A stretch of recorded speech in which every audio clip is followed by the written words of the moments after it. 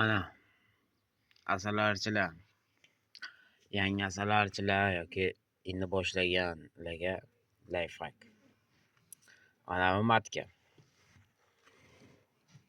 Kechadan avval kuni buni onasini oluvdik. Olganimizdan keyin bu 24 soat yetim bo'lgandan keyin kechga bu onani qo'ydik. Mana onaga hech qanday ona qafasda turibdi. Hech qanday bosim bo'lgani yo'q onaga.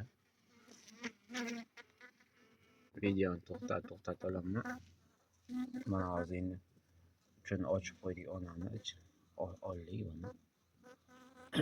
Urug'langan matka bu. Tayyor. Urug'langan matkani hozir qo'shib qo'ydik.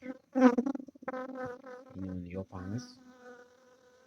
Bunga endi teginmaymiz. Kamida 2 soat teginmaymiz. Keyin yana bir xabar olamiz. Shu bilan arini qabul qilmaganligini bilamiz.